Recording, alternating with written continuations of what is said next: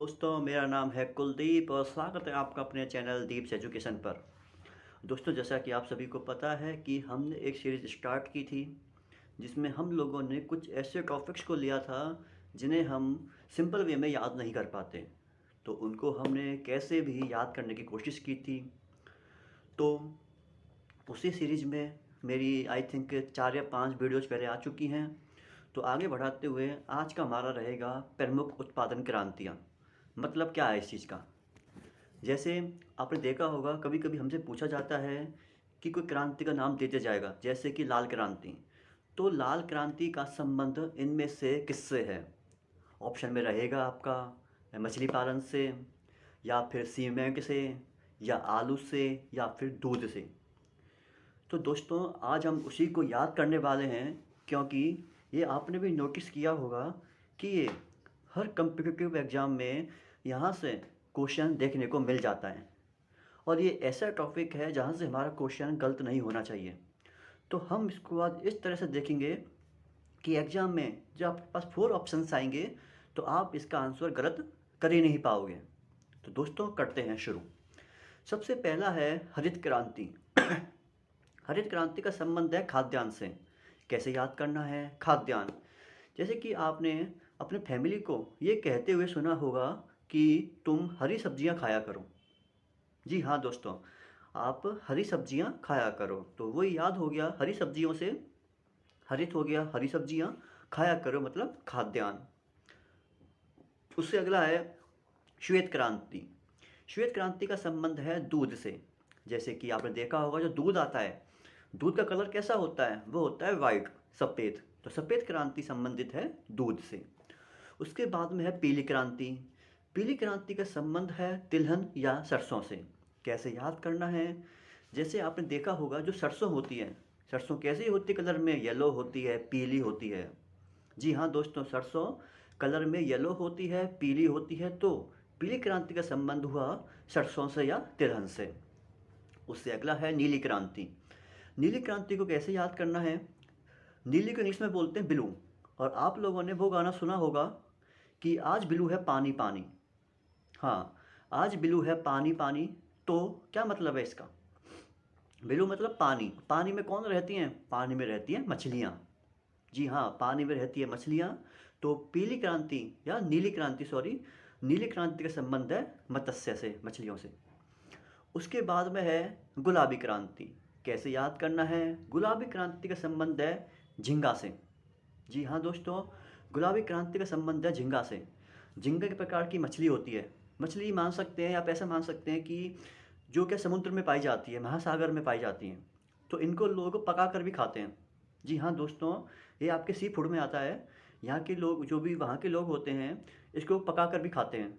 तो जैसे ऐसे मन में आप कल्पना कीजिए, इमेजिनेशन कीजिए कि कोई उसके प्लेट में झींगा मछली रखी हुई है, वो उसको खा रहा है और उसकी आँखों की ओर देख रहा है, और आंखें देखकर वो गाना गा रहा है कि आज गुलाबी आंखें जो मैंने तेरी देखी। जी हाँ दोस्तों, तो झींगा को याद करना है गुलाबी क्रांति से। उसके बाद में है काली क्रांति। काली क्रांति को कैसे याद करना है? जो होता है पेट्रोल। पेट्रोल देखने में कैसा होता है? वो काला ही होता है। तो ये हो गया काली क्रांति। उसके बाद में है लाल क्रांति। लाल क्रांति का संबंध किससे है? वो है टमाटर और मांस से। ये तो इसमें कोई याद करने को कुछ है नहीं, क्योंकि टमाटर होता है वो ऑब्वियसली रेड ही होता है, लाल ही होता है। और मांस, मांस भी लाल होता है। उसके बाद में रजत क्रांति। इसका संबंध है एग से। कैसे याद करना है? रजत, आप मन में कल्पना कीजिए कि कोई रजत नाम का लड़का है, कि कोई रजत नाम का लड़का है और वो रोज़ 10 से 12 एग खाता है। वो जिम जाता है और उसके बाद में 10 से 12 एग खाता है। या ऐसे याद कर सकते हैं, जो बड़े बड़े जितने भी बॉडी बिल्डर्स होते हैं, उनको यह एडवाइस दी जाती है कि आप ज़्यादा से ज़्यादा एग खाया करो, जिससे आप कंपटीशन में सिल्वर मेडल लेकर आओगे। उसके बाद में भूरी क्रांति। भूरी को याद करो, बुरी, भूरी बुरी।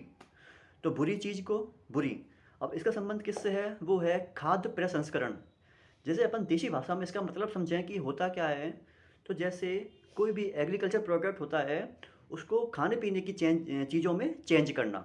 जैसे कि मान लो हमारे पास गेहूँ है, तो गेहूँ की बनती है ब्रेड। तो गेहूँ को हमने ब्रेड में चेंज किया, यही आपका खाद्य प्रसंस्करण है। ठीक है, हाँ। तो कैसे याद किया? हम लोगों ने गेहूँ को चेंज किया ब्रेड में। तो मन में सोचिए कि गेहूँ चीज़ बुरी थी, इसलिए हमने उसको नहीं खाया, हमने उसकी ब्रेड बना के खाई। तो वही हो गया बुरी बुरी, बुरी से हो गया खाद्य प्रसंस्करण। इससे अगला है बादामी क्रांति। इसका है मसाला। जैसा कि अभी सर्दी का मौसम है, तो सर्दियों में ये बोला जाता है कि जब भी आप रात में सो तो बादाम गर्म करके खाया करो। उसमें क्या होता है, अब सिंपल बात है। इसलिए एक माँ अपने बच्चे से कह रही है कि एक काम कर, तू रोज़ रोज़ तो कैसे करेगा, तू बादाम को पीस कर रख ले, तू बादाम को पीस कर उसका मसाला बना ले और रोज़ रात को दूध में डालकर खा लिया कर। तो बादाम का बन गया पीस कर मसाला। तो बादामी क्रांति हो गई मसाला उत्पादन से। उसके बाद में है सिलेटी क्रांति। इसका संबंध है सीमेंट से। कैसे याद करना है सिलेटी? ये सोचिए आपके पास दो चीज़ें हैं। कोई आदमी है, वो है पढ़ा लिखा। पढ़ा लिखा कैसे होगा? उसने बचपन में उसके हाथों में होगी स्लेट। ठीक है। फिर है सीमेंट, मतलब कोई आदमी है, लेबर क्लास है, वो मजदूरी करता है, मतलब सीमेंट वगैरह से मकान बनाता है। तो एक तरफ तो बात आ रही है कि कोई आदमी ने बचपन में स्लेट हाथ में उठा ली थी, जिससे उसको लेबर का काम करना नहीं पड़ रहा, मतलब मकानों में सीमेंट वगैरह वो नहीं लगा रहा, क्योंकि उसने बचपन में स्लेट हाथ में पकड़ ली थी, मतलब पढ़ाई करना शुरू कर दिया था। उसके बाद में है गोल क्रांति। गोल क्रांति का संबंध है आलू से। जैसा कि आप जानते हो आलू गोल होता है, ये सिंपल याद हो ही गया। गोल क्रांति मतलब आलू। उसके बाद में है इंद्रधनुष क्रांति। अब जैसे कि इंद्रधनुष होता है, उसमें कलर 7 होते हैं, मतलब काफ़ी सारे कलर होते हैं। तो ऐसे ही सभी कृषि उत्पादन, वहाँ भी 7 कलर मतलब काफ़ी ज़्यादा चीज़, यहाँ भी सभी कृषि उत्पादन, वो है इंद्रधनुष क्रांति। जी हाँ दोस्तों, आज मैंने आपको जिस तरह से याद करवाया है, हो सकता है अभी आपको लग रहा हो कि मुझे याद नहीं हो पाया, लेकिन मैं इस बात की गारंटी ले रहा हूँ कि जब भी आप एग्ज़ाम में यहाँ से क्वेश्चन देखोगे, पक्का 4 ऑप्शंस में से आप पक्का सही ही आंसर टिक करके आओगे। ये मेरी आपके लिए गारंटी है।